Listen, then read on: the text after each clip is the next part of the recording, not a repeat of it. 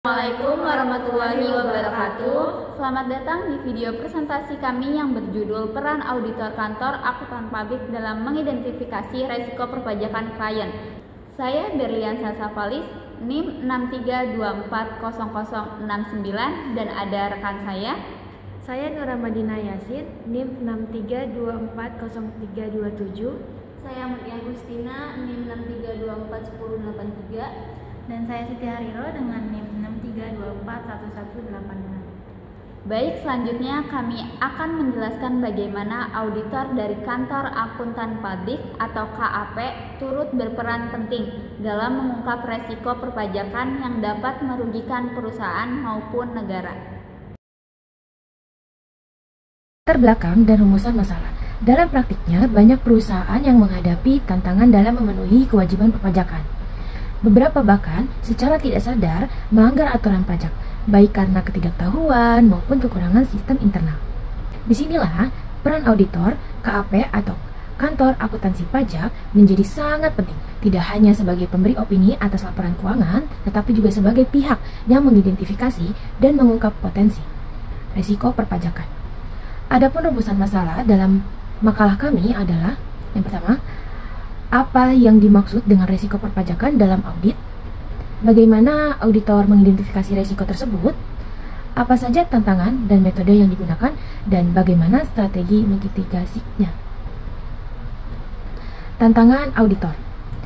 Dalam menjalankan fungsinya, auditor menghadapi beberapa tantangan, antaranya kompleksitas regulasi perpajakan yang sering berubah, tekanan dari manajemen perusahaan klien, keterbatasan waktu dan bukti audit, ketidakterbukaan informasi dari pihak klien. Oleh karena itu, auditor harus tetap menjaga independensi, menjunjung tinggi etika profesi, dan terus memperbaharui kompetensi melalui pelatihan dan penggunaan teknologi audit seperti data analitik. Selanjutnya saya akan menjelaskan cara buat atau create billing PPh 21, yaitu buat Bupot 21, buat SPT Masa 21, billing PPh 21 atau sistem. Pertama, tahapan di aplikasi Cortex. 1. Login PIC atau role akses badan. Kedua, buat bukti potong 21, menu e-Bupot, bulanan pegawai tetap. Buat SPT Masa 21 di menu SPT. SPT, buat konsep SPT. Setelah klik bayar dan lapor, terikat billing PPh 21. Selanjutnya, login ke aplikasi Cortex. Buka halaman aplikasi Cortex dan masuk atau login ke dalam aplikasi yang sudah dibuka, lalu isikan NPWP 16 digit orang pribadi yang telah ditunjuk sebagai wakil atau kuasa. Lalu isikan kata sandi dan klik tombol login. Next, lakukan impersonating.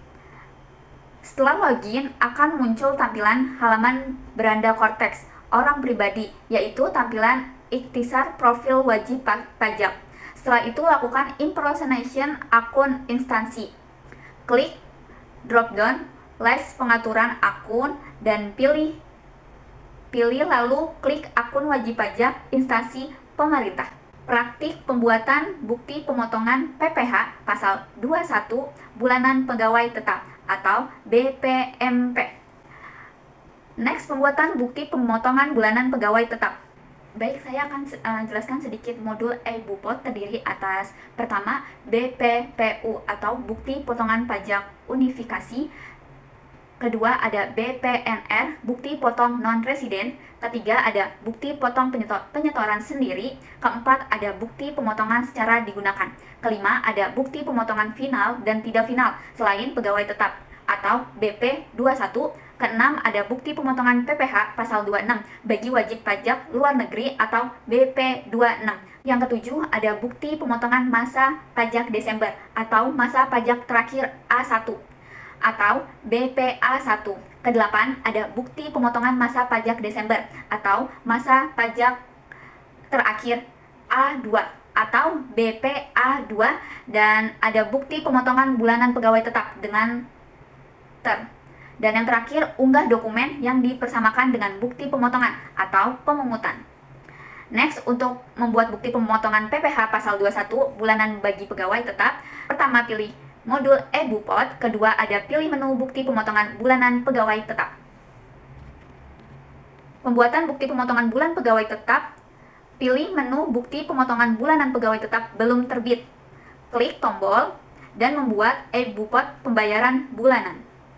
Dan pada halaman ini akan ditampilkan daftar bukti potong yang sudah pernah dibuat oleh instansi pemerintah meliputi bukti pemotongan bulanan pegawai tetap yang belum terbit, bukti potong sudah dibuat tapi belum diposting. Lalu klik setelah terbit, yaitu bukti potong sudah dibuat dan sudah diposting. Lalu klik dan tidak valid, itu bukti potong yang tidak valid. Selanjutnya, pembuatan bukti pemotongan bulan pegawai tetap itu akan muncul formulir isian e-Bupot MP atau pembayaran bulanan seperti ini, dan ada pada bagian general information atau informasi umum. Berikutnya itu ada Diperoleh pegawai tetap. Untuk pegawai tetap termasuk PNS, P3K, dan PNPN. Kedua, ada penghasilan yang diterima atau diperoleh pensiunan secara teratur. Untuk pensiunan yang penghasilannya dibayarkan secara berkala. Dan yang terakhir, yang ketiga, ada penghasilan yang diterima atau diperoleh pegawai tetap yang menerima fasilitas di daerah tertentu. Untuk pegawai yang mendapat fasilitas di daerah tertentu. Next, selanjutnya isikan di bagian ke nomor 12 sudah ada penghasilan bruto 13, ID-nya, nomor identitas tempat kegiatan usaha atau dalam hal pemotongan dilakukan oleh cabang sudah tertera. Dan selanjutnya kita nomor 14, 15, submit, kirim dan menyelesaikan proses pembuatan dan mengirim bukti pemotongan atas pegawai tetap. 16 ada centang data buktinya, pemotongan yang akan diposting, lalu kita klik terbitkan di nomor 17, klik tombol terbitkan untuk memposting bukti pemotongan yang telah dicentang ke draft SPT. Dan setelah itu sukses, data bukti pemotongan bulanan pegawai tetap yang berhasil diposting akan berpindah dari daftar e-Bupot MP pada menu belum terbit ke menu telah terbit karena sudah sukses dan selesai. Baik, selanjutnya saya akan menjelaskan bagian pembuatan SPT. Pembuatan SPT masa 21. Klik SPT. Klik SPT pada menu ini. Setelah itu, konsep SPT-nya ini akan masuk pada konsep SPT. Lalu klik buat konsep SPT. Setelah klik buat konsep SPT, tampilannya akan seperti ini. Klik jenis pajak yang akan dilaporkan, kita pilih PPh 2126-nya. Setelah itu klik lanjut. Pilih periode pajak yang akan dilaporkan, setelah itu klik lanjut. Pilih jenis SPT. Dalam hal baru pertama kali lapor, maka SPT-nya normal. Pilih normal. Setelah itu, klik buat konsep SPT. Kita klik yang tanda panah, setelah itu klik lihat. Baik, saya akan melanjutkan penjelasan dari Nur Ramadina Yasin untuk menyelesaikan pengerjaan SPT. Nah, di sini kita sudah benar apa belum pada bagian ini, jenis SPT-nya, periodenya sudah sesuai atau belum. Kita cek ini sudah terisi otomatis pada bagian ini. Pada bagian 13 ini sudah terisi identitas pemotong, terisi otomatis.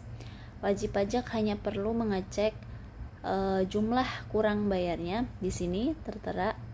Jika sudah sesuai bisa lanjut ke nomor 15. Ini ada SP2D khusus untuk instansi pemerintahan. Untuk PPh 21 ditanggung pemerintah khusus untuk penghasilan IKN. Lanjut ke bawah, datanya sudah sesuai, periodenya sudah sesuai, semua sudah sesuai.